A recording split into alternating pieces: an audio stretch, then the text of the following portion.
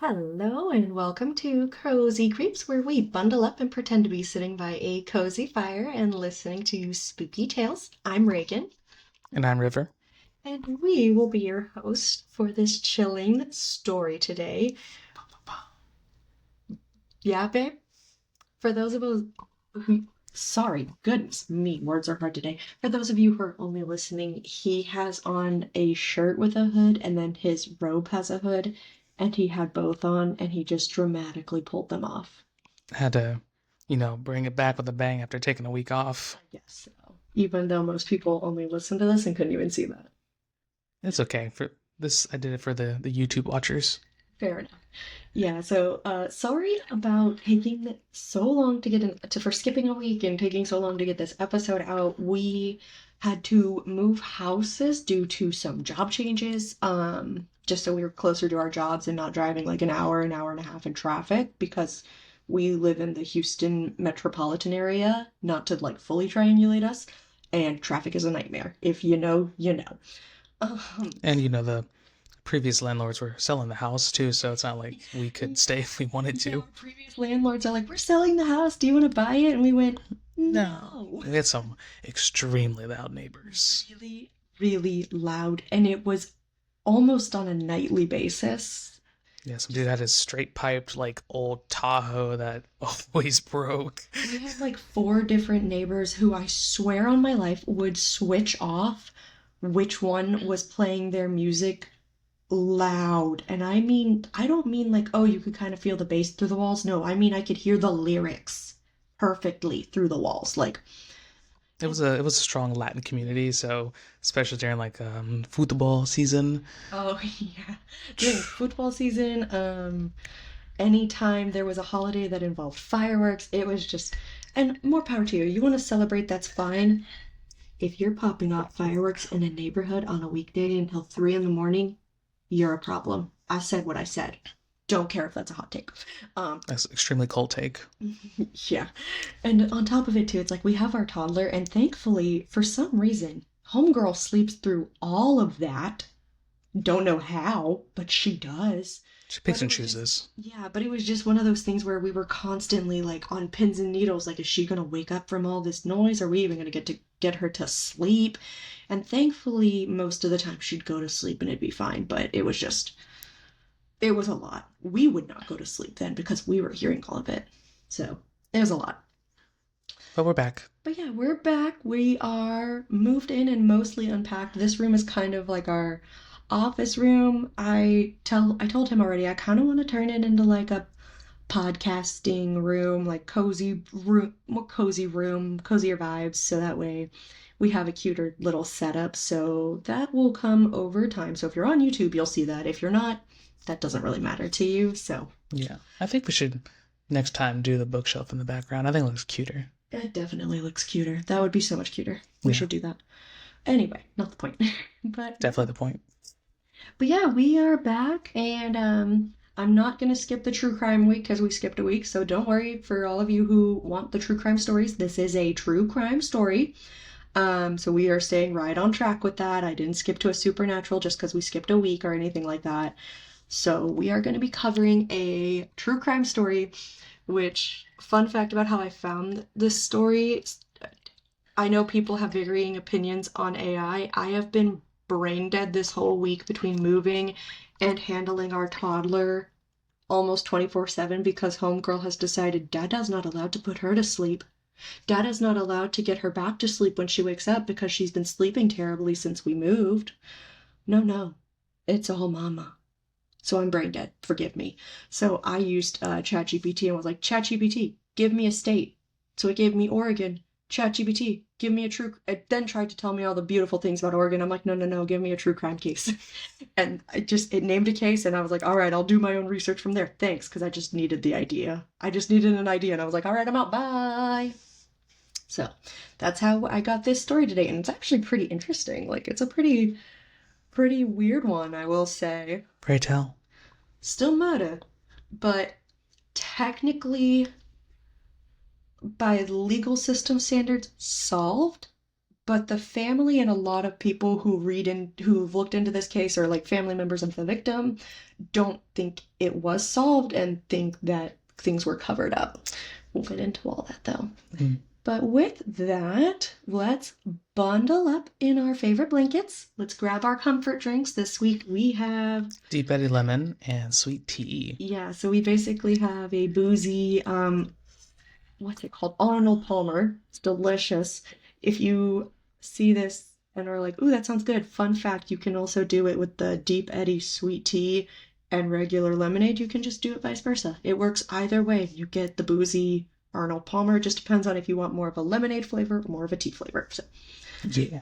that is our cozy comfort drink for the week. But yeah, grab your drinks, grab your blankets, and let's get creepy. Boom, bum, boom, bum, boom, no, no, no. All right, so today we are going to be talking about Michael Francke. Let me make sure I'm saying his name right really quick. I just want to make sure. Yes, okay, so we are talking about Michael Francke. I just wanted to double check. So he was born October 2nd, 1946. He was a native of Kansas City, Missouri, which this has nothing to do with the story. I just want to say this. Why does Missouri have a Kansas City? It's on the border. Oh, okay, that's why. Kansas City's on the border of Missouri and Kansas. I did not know that. I'm like 99% sure. You can continue. I'll look this up for you. Yeah, I read that. I'm like, why do you have a Kansas City? Sorry, it took my brain. It just took my brain a minute to be like, wait. Anyway, totally off topic right off the bat. So sorry. Anyway, so Mr. Francke attended New Mexico Highlands University, and he actually got to go on a football scholarship. Yeah, is it? Stop. I want to see. He looked it up on Google Maps. So Kansas City, Missouri, and Kansas City, Kansas are basically like directly across the border from each other. It's the same city, but they Yeah, it's the same city, but they have, I guess, just to differentiate what state you live in. Just look at it on Google Maps or something. It says Kansas City twice. Like if you're watching on YouTube, I showed it, so you'll see it. I'm judging. Anyway, not the point of this story at all. It's always something that sits with me every time I see Kansas City, Missouri. I'm like, how do you have a Kansas City? Anyway, not the point. Sorry, guys. We are on one this week. Bro, we just chilling, man. We really are. Anyway, so Francke attended New Mexico Highlands University, and he went on a football scholarship, and he graduated with a Bachelor's of Arts in a combined major of political science, economics, German, and French. Wow. Hey, can I go and change real quick? Why? I gotta have a dumb joke. Why? Well, yeah, I say BA made me think of Ba, which is like sheep, which made me think of this dumb joke. It's like sorry, Harry. Zelda's meowing at the door. It's like, oh, why don't you want to talk with a goose? Why? So all it says is, huh? Get it? I'm ignoring you. Get it? Because goose is honk. They say, huh? Anyway, moving on. So after graduating with his bachelor's, he then attended the University of Virginia Law School, and he got into there and went there on a scholastic scholarship. So he's pretty intelligent, obviously. If he's getting a scholarship that's paying for his schooling to a law school, that's pretty nice, pretty impressive. So he graduated from University of Virginia in 1971 with a Juris Doctor degree, which I already knew you were going to ask what it was, so I looked it up just to make sure. It's the degree, it's the specific type of graduate degree you need to become a lawyer. Mm. Yes. So that is what it is officially called, is a Juris Doctor degree. So he graduated with that, and then he was admitted into the Virginia bar. And then he went on to actually serve as a judge advocate general in the U.S. Navy for the next 3 years at Long Beach Naval Station. So he was in the Navy, but he served more, I guess, as like a legal advocate or like a judge advocate there. So not really like active duty, or he was active duty, I guess. I don't know how to explain it. He wasn't combat. He was more on the legal side of it. Still serving our country. He did. Now, in 1975, I guess he moved to New Mexico and was admitted into the New Mexico bar, because you have to be admitted into each state's bar to practice law. So he was admitted to New Mexico's bar and he worked as an assistant attorney general and counsel to the New Mexico Corrections Department. And then after that, he became a judge in 1980 for the First District Court in Santa Fe and served in that position for about 3 years. And then during his time doing that, in February of 1980, Francke was actually brought in to reform the New Mexico prison system after a huge riot had broken out in one of the prisons, and it had resulted in the death of 33 inmates. So at this point, their corrections department was like, okay, we need to fix some things, obviously. So they brought him in, and he actually excelled at this. I couldn't really find exactly what that means or like what he did to reform it and make it better. But from everything I read, it said he did a really good job at reforming these prison systems and like making things better. And so after this, he became the director of New Mexico Corrections Department in 1983, and he held on to that job for a few years. And then in May of 1987, the governor of Oregon specifically asked him to come and do the same thing with the Oregon prison systems that he'd done in New Mexico. They wanted him to come in and reform it. We'll talk more about it, but apparently there was a lot of corruption amongst like the officers, the higher ups. So Francke was offered this position and he accepted. Francke. And this would turn out for the worst. I mean, yeah, probably, or else we would be talking about it. Obviously. So this is where things kind of turned bad for him.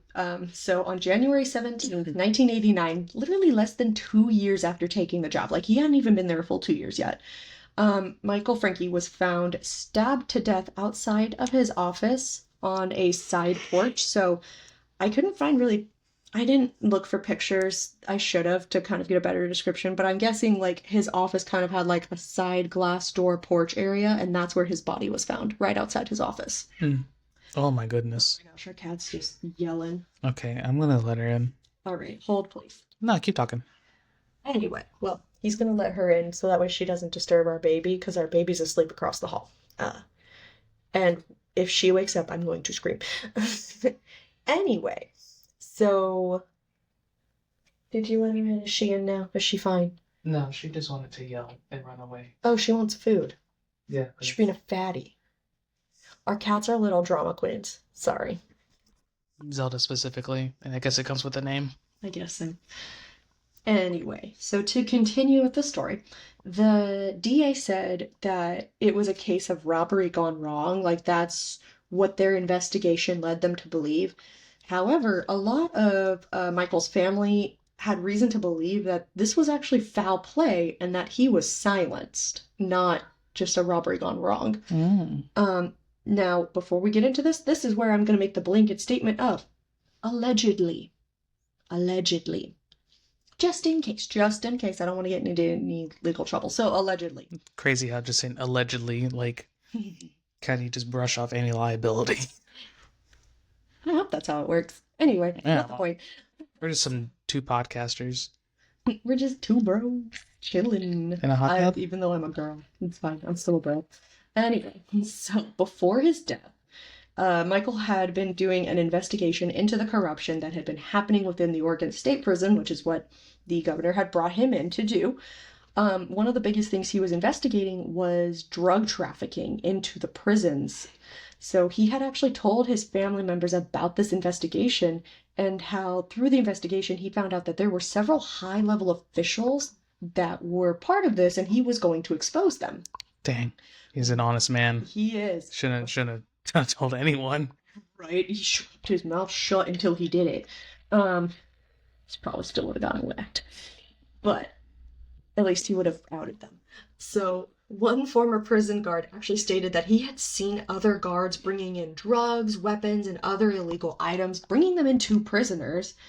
Francke had gone through and interviewed this guard and several others to gather more and more evidence about the corruption in the Oregon prison system. And then there was another former Oregon State prison guard named Bob Merchant that was quoted saying, "I was told by my superiors to keep my mouth shut and mind my own business, or I'd be looking for a job. The three main criminal activities that I observed working in corrections were the introduction of drugs into the institution, falsifying of records, and thefts of state property. Basically, anything that was not nailed down was subject to be stolen. There was a constant flow of drugs being brought into the institutions. One of the most common ways was staff bringing them in their own lunch buckets. There were no searches being conducted on staff as they entered or left the facility. End quote. Bum, bum, bum. So, in other words, there was a lot of bad things happening in this system that he had uncovered. Surprising. Right. So by the end of 1988, he had found even more incriminating evidence against specific prison officials.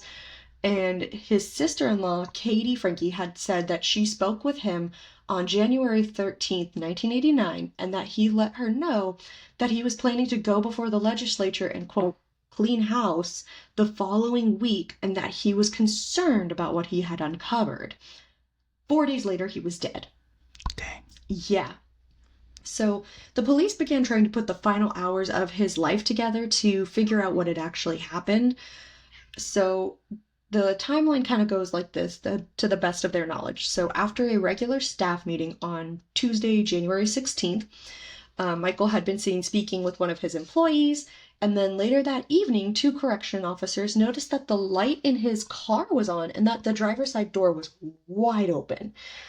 And so they tried to reach out to him through his pager, and they got no response. And this was really odd for Michael because he always had his pager on him. He was very responsive with it, so this was just very odd to them.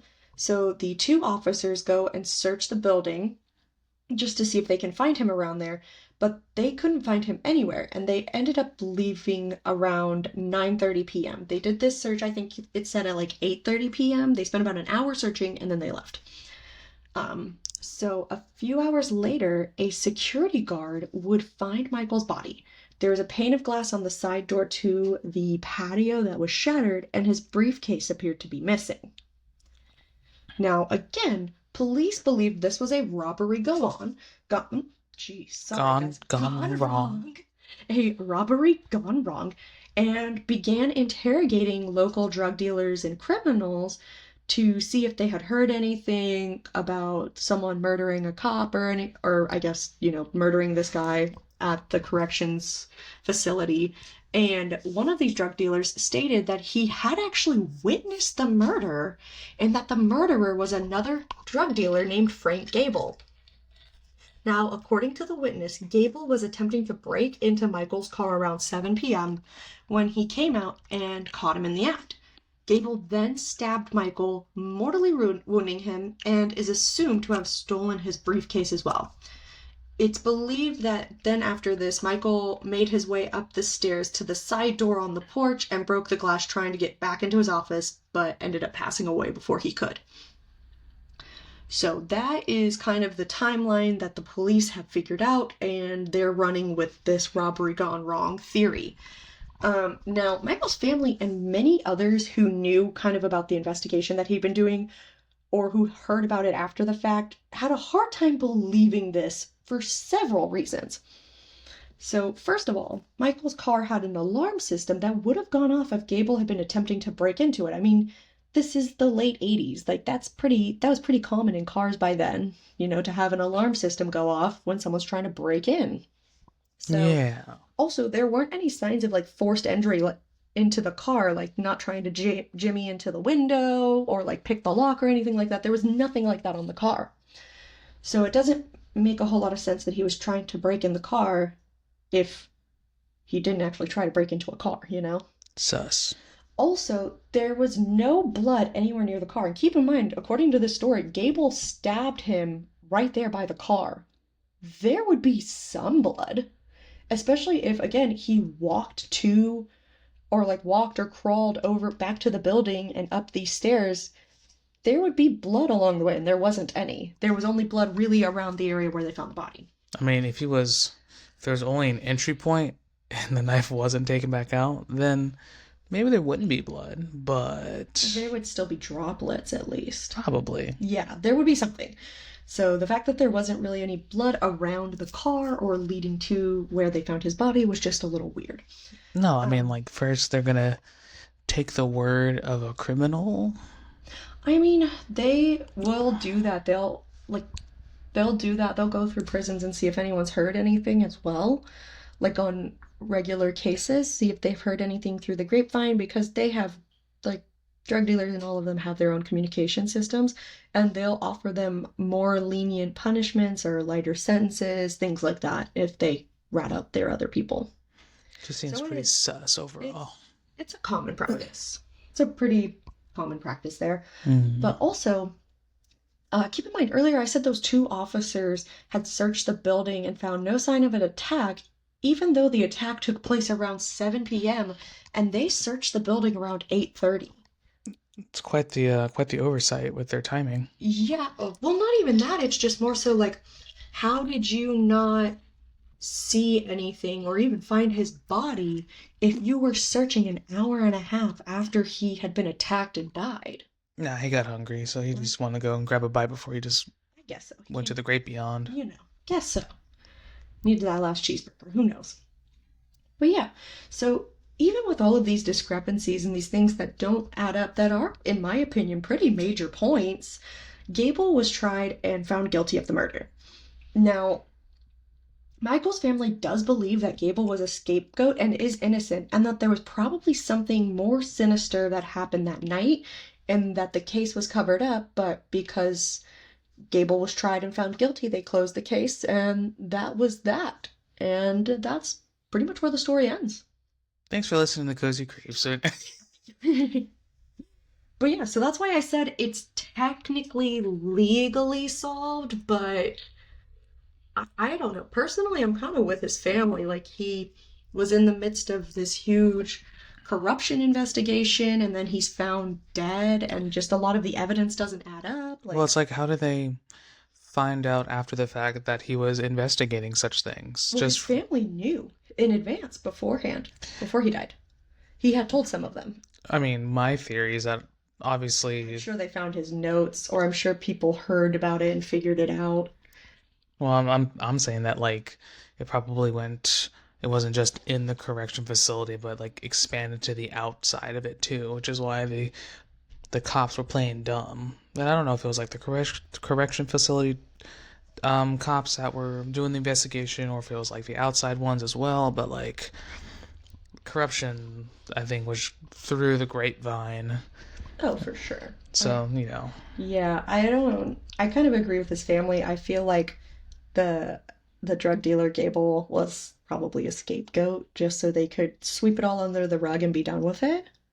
But that's just my opinion. Allegedly. It's my opinion. Fact. Stop. We don't Just kidding. But yeah, that is the story of Michael Francke. Thank you guys so much for joining us for this episode of Cozy Creeps. And again, thank you guys so much for being patient with us as we were in the midst of moving and getting everything set up, finding our microphones, all the good stuff to make sure we could record. Greatly appreciate it. And we are going to try and get back on a more regular schedule. But like I said at the beginning, we did have some job changes, so it might not be every Monday anymore. We'll see if we can make that work, but just with when we're able to record and with our job schedules, it just may not be possible. So the scheduling might be a little bit wonky for now. I will try to keep y'all updated as best as I can, though. Yeah, tell your friends. Yeah. Make us blow up so that we can give you all a more consistent schedule. Yeah, tell all your friends. Blow it up. Let's go. I do want to shout out Diego for his suggestion for the Yes, so Galveston, right? yeah, so wow, way to give it away beforehand. We gotta have I'm gonna people. cover a specific place there, so Yeah, I don't yeah, know so specifically. Diego. Oh. Our light died. So if you're watching this on YouTube, sorry, it looks gross now. Oops. Oopsies. But yeah, so Diego is an old coworker of Rivers, and he recommended doing Galveston for a supernatural episode. So I'm gonna pick a specific place in Galveston because the island as a whole is basically just haunted. Like, if you know anything about Galveston, you probably have heard about the 1900s storm. And then it smells. Destroyed the island, like the whole island, and killed so many people, so it's heckin' haunted. And it used to be like a pirate cove. Like there's so much stuff to it. It's crazy. But yeah, so I'm gonna be covering a place in Galveston next week for our supernatural episode. So thank you, Diego, for that recommendation. Yeah. And if any of you guys have any recommendations or you have any listener stories you want to send in, true crime or paranormal, you can send all of those in to cozycreepspodcast@gmail.com. I am also on Instagram, Facebook, TikTok, and YouTube. So if you want to leave comments with recommendations there or DM me any recommendations or stories, I will be checking those as well and looking into those and seeing what I've got there.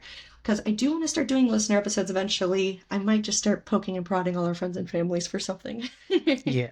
We'll see what happens. But yeah, so that, let me make sure I've gone through all of our The usual plugs. goodies. Yes, gotta make sure I get through all of that. It looks like I've done all the usuals, shouting outs of all of our social medias and all that. So with that, let's bundle up in our warm blankets. Let's finish off our cozy drinks and stay cozy. And put on your first and second hood. Yeah, put on your first and second hood, I guess. I don't know. If you have one or two, pull them on. Let's go. Anyways, stay cozy, guys. Bye.